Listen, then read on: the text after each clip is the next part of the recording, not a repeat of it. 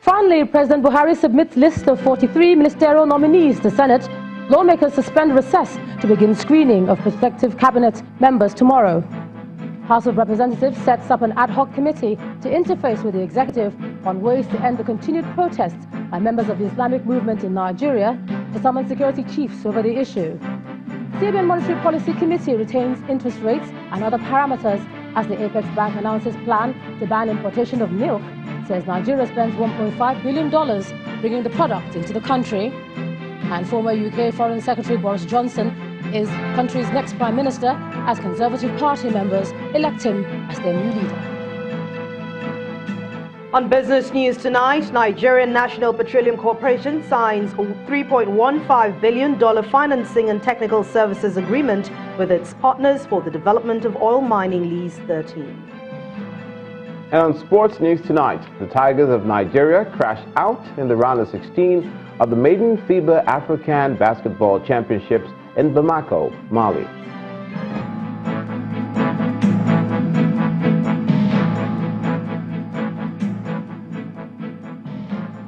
After almost 2 months of waiting and pressure from the opposition, President Muhammadu Buhari today submitted a list of 43 ministerial nominees to the Senate for screening and confirmation. Some of the names on the list include the former governor of Akwa Ibom State, Godswill Akpabio, the spokesperson of the Buhari campaign organization, Festus Keyamo, as well as former governor of Benue State, George Akume. Some immediate past ministers also made their return. Our correspondent, Terry Ikumi, reports. Federal lawmakers in the Senate chamber settled down to the first plenary of the week. As has been the case in recent times with the Senate, it goes into a closed-door session, suggesting that some big news was on the way.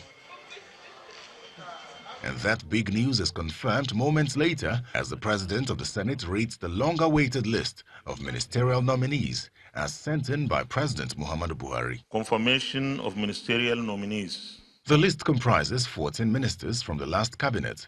They are Chris Ngige, Hadi Sirika, Ogbonnaya Onu, Adamu Adamu, Mustafa Shehuri, and Jeffrey Onyama. Others are Zainab Ahmed, Lai Mohammed, Mohammed Bello, Osagi Enahire, Suleiman Adamu, Babatunde Fashola, Abubakar Malami, and Rotimi Amechi.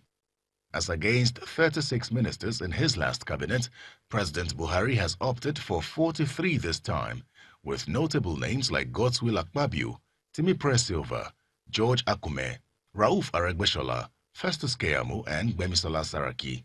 Meanwhile, Lagos, Kwara, Kaduna, Edo, Anambra, Bauchi, and Kano states each got 2 nominees. And of the 43 nominees, only 7 are women. The ministerial list has come in 54 days after President Muhammadu Buhari was sworn in as president. In 2016, it took the president 6 months to submit a list. The screening of the ministerial nominees will start from tomorrow morning. All other legislative activities will take backstage for this very important national assignment. The Senate promises to be thorough in screening the nominees and ensuring that only qualified candidates are confirmed. Terry Ikumi, Channels Television News. But the main opposition, the People's Democratic Party, seems not to be impressed with the ministerial list submitted to the National Assembly by the President. The party describes the list as colourless, stagnant and uninspiring. A statement by the PDP's National Publicity Secretary, Kola Olobodiyan, says the ministerial list does not convey any sense of hope or purposeful governance. He says, quote, a committed and responsive leadership would have widely consulted with Nigerians before compiling a ministerial list, given the current situation in the country, end of quote. The statement took a swipe at the government for not including youths in the list of nominees. And away from the National Assembly, the House of Representatives today set up an ad hoc committee to interface with the executive and security agencies to resolve the lingering protest by members of the Islamic movement in Nigeria. The resolution was reached after a rowdy session rocked the House following a motion on the continued face-off between the police and the state and Shiite group was raised on the floor. Lawmakers in the Green Chamber ready for the day's plenary. With no announcements or communication from the presidency, a matter of urgent public importance on the protest by the Islamic movement of Nigeria is raised. Concerned that if urgent steps are not taken to proscribe Islamic movement of Nigeria or declare their assembly unlawful in Nigeria, the group may likely arm itself and turn a deadly group. Lawmakers react to the motion. That is the greatest problem that we are being faced with today. And the earlier we resolve them, the better for our economy, the better for our children, and then the better for the country at large. This protest, incessant protest, which is leading to killings of Nigerians, is anti-Islamic. Members of the Islamic movement of Nigeria should respectively sheath their sword. Allow dialogue to continue. A contribution from a lawmaker on the continued detention of the leader of the group, Sheikh Ibrahim El-Zakzaki, is raised and sparks a rowdy session. My amendment is specific to Kaduna State government to obey the court order that had granted bail to the Sheikh, because that would actually guarantee peace. Those in support of the amendment, please say aye. Those against, please say nay.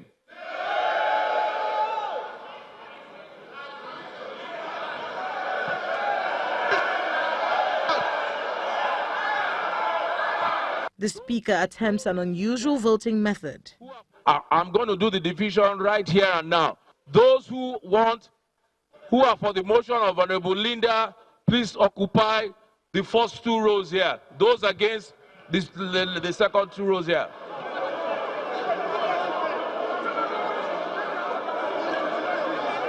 The House eventually opts for an executive session to settle the matter behind closed doors. We're back in session. After the executive session, members resolved to set up an ad hoc committee to interface with the executive to resolve the matter.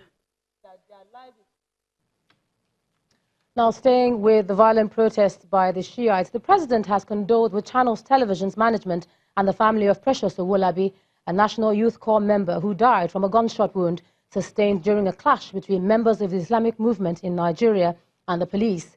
President Buhari, who also commiserated with the police leadership over the death of the Deputy Commissioner of Police, Usman Umar, of the FCT command, who was also shot dead during the violent clash.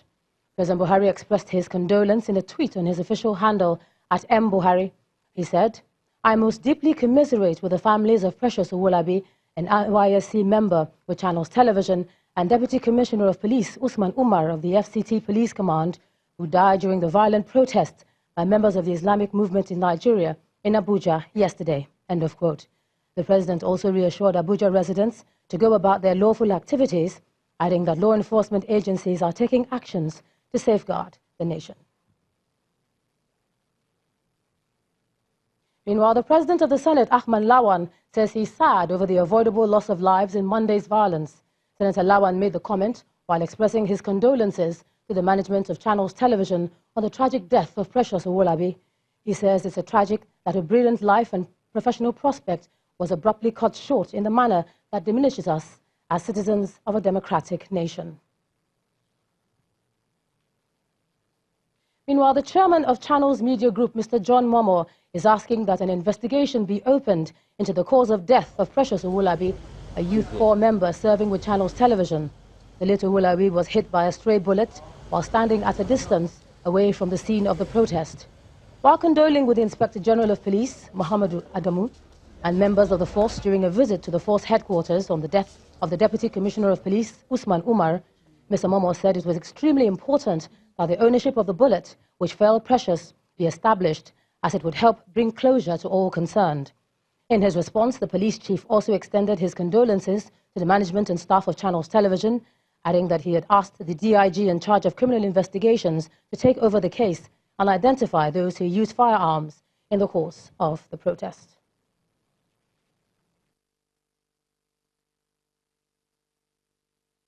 We will do everything possible to make sure that lives are not lost when there is protest. And as Mr. President said yesterday, we must provide security for every Nigerian. And the standard operating procedure in terms of protests. In fact, we teach some other people, other police officers. So we know what it is, and then we follow it. As you recognize, we've been trying to do our best to provide the required security. We'll continue to do that. I've already asked the DIG in charge of criminal investigation to take over the case and identify those people that use firearms that led to the death of both the Commissioner of Police and the youth corper and any other person that was involved at all. And we believe the government will not sit by and look at these people. Because if we do that, they'll get out of hand and the whole country will be in trouble. We're not saying that you should support us where we are wrong, no.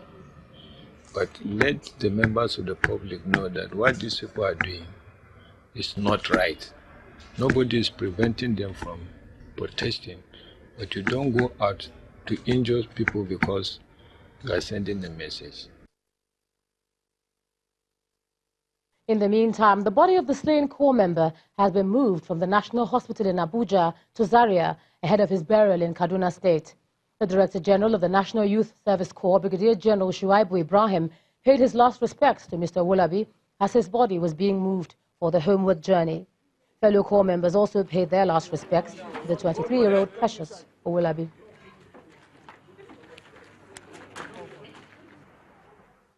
Now, less than 24 hours after the violent clash between the Shiites and the police, members of the Islamic movement in Nigeria again hit the streets of the nation's capital, Abuja, in continuation of their protests.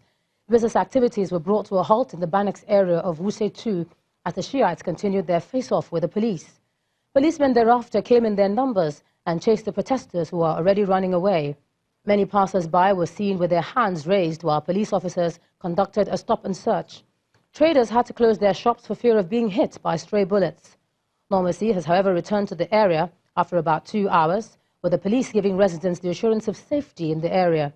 The Shiites have been demanding the release of their leader, Sheikh Ibrahim El-Zakzaki, who has been in custody since 2015, despite a court order granting him bail.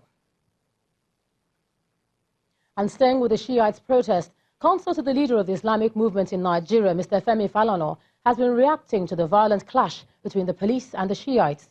Mr. Falana describes yesterday's incident as unfortunate, and he says, quote, "Just as we condemned the brutal massacre of hundreds of Shiites by the army in the past, we also condemn the avoidable death of the police officer and the channel's reporter, as well as others during the protest. We deeply sympathize with the bereaved family members of the deceased." End of quote.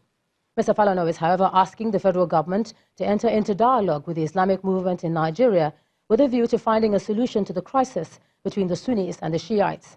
He is specifically asking the president to ensure that all valid and subsisting court orders are obeyed without any further delay.